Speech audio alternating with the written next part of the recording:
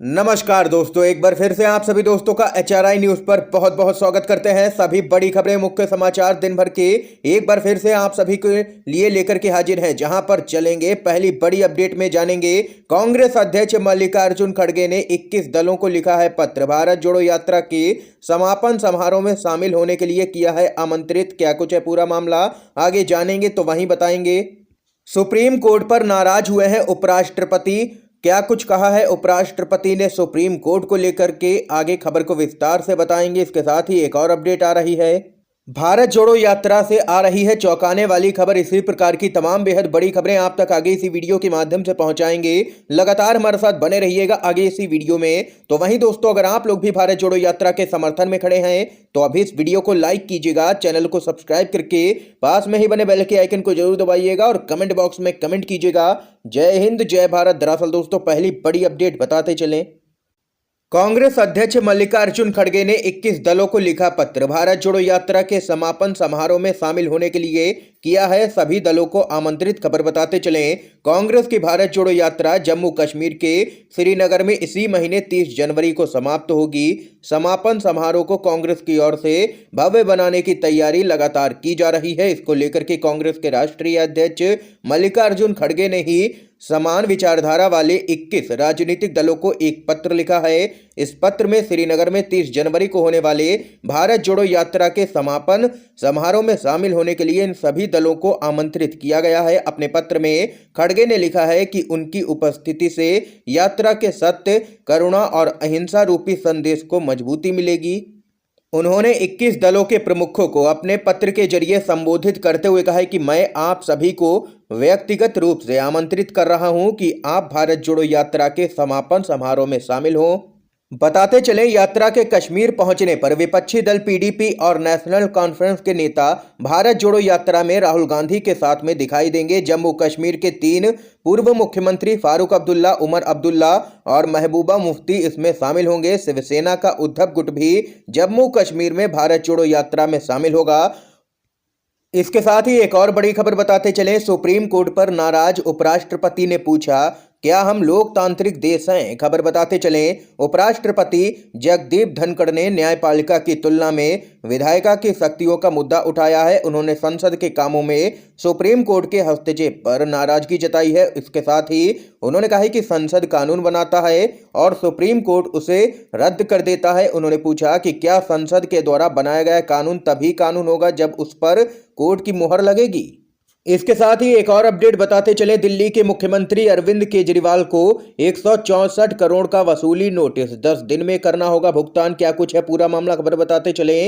आम आदमी पार्टी को कथित तौर पर सरकारी विज्ञापनों की आड़ में उसके राजनीतिक विज्ञापनों को प्रकाशित करवाने के लिए 163 करोड़ रुपए का वसूली नोटिस जारी किया गया है। दिल्ली के उपराज्यपाल VK सक्सेना ने मुख्य सचिव को सरकारी विज्ञापनों की आड़ में प्रकाशित राजनीतिक विज्ञापनों के लिए आम आदमी पार्टी से 97 करोड़ रुपए वसूलने का निर्देश दिया था, जिसके 1 महीने के बाद यह घटनाक्रम देखने को मिला है। और बताते चले, 97 करोड़ पर ब्याज जोड़ करके यह राशि 163 करोड़ होती है और इसी का अब नोटिस आम आदमी पार्टी को भेजा गया है। और वहीं सूत्रों ने कहा है कि अगर आम आदमी पार्टी के संयोजक ऐसा करने में विफल रहते हैं तो दिल्ली के उपराज्यपाल के पिछले आदेश के अनुसार समयबद्ध तरीके से सभी कानूनी कार्रवाई की जाएगी, जिसमें पार्टी की संपत्तियां कुर्क किया जाना भी शामिल है। ये यहाँ पर आम आदमी पार्टी और उपराज्यपाल के बीच में विवाद और भी गहराता हुआ नजर आ रहा है। इसके साथ ही एक और बड़ी खबर आ रही है, कांग्रेस अध्यक्ष मल्लिकार्जुन खड़गे का बड़ा आरोप, बोले राज्यपालों का इस्तेमाल कार्यकर्ताओं की तरह कर रही है भाजपा। कांग्रेस अध्यक्ष मल्लिकार्जुन खड़गे ने आरोप लगाया है कि भाजपा राज्यपालों का उपयोग कार्यकर्ताओं की तरह कर रही है। उन्होंने तमिलनाडु विधानसभा में हाल के घटनाक्रम का हवाला देते हुए भाजपा पर हमला किया है। दरअसल दोस्तों, मल्लिकार्जुन खड़गे ने ट्वीट किया, राज्यपालों को संविधान के दायरे में रह करके काम करना होता है और वे विधायिका का अपमान नहीं कर सकते हैं, लेकिन वे दिल्ली के अपने आकाओं के द्वारा संचालित किए जा रहे हैं ताकि भाजपा विरोधी दलों के शासन वाले राज्यों में राजनीतिक अस्थिरता उत्पन्न हो सके। यह खतरनाक बात है। इसके साथ ही खड़गे ने आरोप लगाया है कि भाजपा राज्यपालों का इस्तेमाल अपने कार्यकर्ताओं की तरह कर रही है और संविधान का खुला उल्लंघन किया जा रहा है भाजपा की तरफ से। दरअसल दोस्तों कई राज्यों में देखा गया है जहां पर विपक्षी पार्टियों की सरकार है वहां पर राज्यपाल के साथ में तकरार अक्सर देखने को मिलता है। और इसी सिलसिले में मल्लिकार्जुन खड़गे ने घेरा है केंद्र सरकार को। एक और अपडेट की तरफ बढ़ते हैं।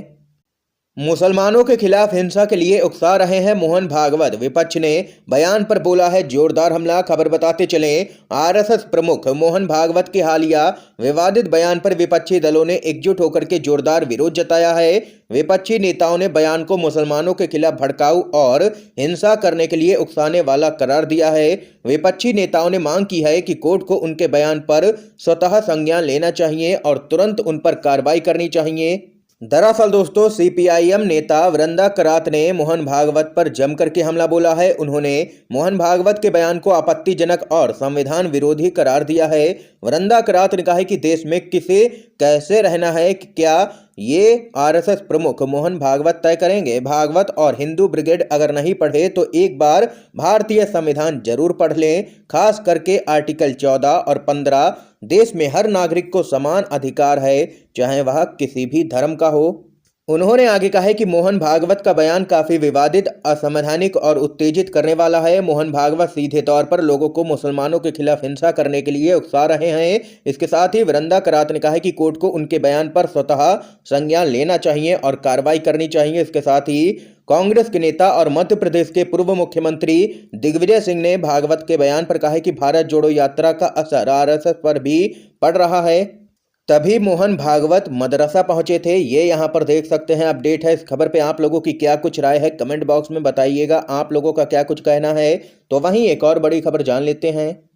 बिहार कांग्रेस के प्रमुख अखिलेश सिंह का बड़ा दावा, बोले नरेंद्र मोदी की लोकप्रियता घटी, 2024 में राहुल गांधी को पीएम के रूप में देखना चाहती है जनता। कांग्रेस के प्रदेश अध्यक्ष अखिलेश प्रसाद सिंह ने दावा करते हुए कहा है कि प्रधानमंत्री नरेंद्र मोदी की लोकप्रियता निरंतर घट रही है। 2024 लोकसभा चुनाव में राहुल गांधी को जनता प्रधानमंत्री के रूप में देखना चाहती है। पार्टी कार्यालय में प्रेस कॉन्फ्रेंस में उन्होंने यह भी कहा है कि बिहार में भारत जोड़ो यात्रा का व्यापक समर्थन लोगों के द्वारा प्राप्त हो रहा है और वहीं फरवरी के पहले सप्ताह में यात्रा पटना पहुंचेगी, जिसमें शामिल होने के लिए प्रियंका गांधी को भी आमंत्रित किया गया है। इसके साथ ही अगली अपडेट बताते चलें, कर्नाटक से आ रही है। कर्नाटक में इसी साल विधानसभा का चुनाव होना है। कर्नाटक में कांग्रेस ने शुरू किया चुनाव प्रचार अभियान। जी हां दोस्तों, खबर बताते चलें, कर्नाटक में इसी साल विधानसभा का चुनाव होना है। हालांकि अभी तक चुनाव को लेकर के कोई भी घोषणा नहीं हुई है, लेकिन राज्य में चुनावी राजनीतिक सरगर्मी घोषणा के पहले से ही बढ़ने लगी है। कांग्रेस पार्टी ने प्रजा ध्वनि यात्रा नाम की राज्यव्यापी यात्रा शुरू कर दी है, जो सभी 224 विधानसभा सीटों को कवर करेगी। इस यात्रा का मकसद लोगों को पार्टी से जोड़ना, चुनाव से पहले कार्यकर्ताओं में जोश भरना और आगामी विधानसभा चुनाव में लोगों से कांग्रेस को वोट देने की अपील करना है। इस यात्रा के लिए कांग्रेस ने 2 ग्रुप बनाए हैं। पहले ग्रुप का नेतृत्व विपक्ष के नेता सिद्धारमैया खुद कर रहे हैं, जो कि उत्तरी कर्नाटक के अधिकांश विधानसभा क्षेत्रों का दौरा करेंगे। इसके साथ ही दूसरे ग्रुप का नेतृत्व प्रदेश अध्यक्ष डीके शिवकुमार करेंगे, जो कि दक्षिण कर्नाटक के अधिकांश विधानसभा क्षेत्रों में कांग्रेस के पक्ष में प्रचार करेंगे।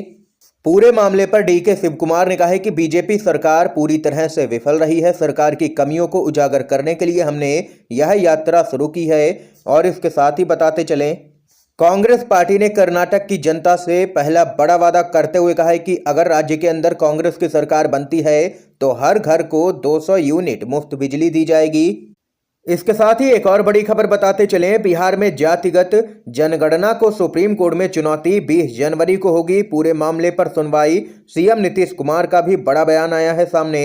बिहार में जातिगत जनगणना करवाई जा रही है, जिसको लेकर के खूब राजनीति देखने को मिल रही है। बिहार सरकार के इस फैसले के खिलाफ सुप्रीम कोर्ट में याचिका भी दायर की गई है। खबर के मुताबिक इस याचिका पर सुप्रीम कोर्ट 20 जनवरी को सुनवाई करेगा। सुप्रीम कोर्ट ने इस याचिका पर सुनवाई के लिए अपनी सहमति जताई है। प्रधान न्यायाधीश डीवाई चंद्रचूड़ और न्यायमूर्ति पीएस नरसिम्हा की पीठ ने याचिकाकर्ता की ओर से पेश वकील के द्वारा मामले का उल्लेख किए जाने के बाद इसे सुनवाई के लिए सूचीबद्ध किया है।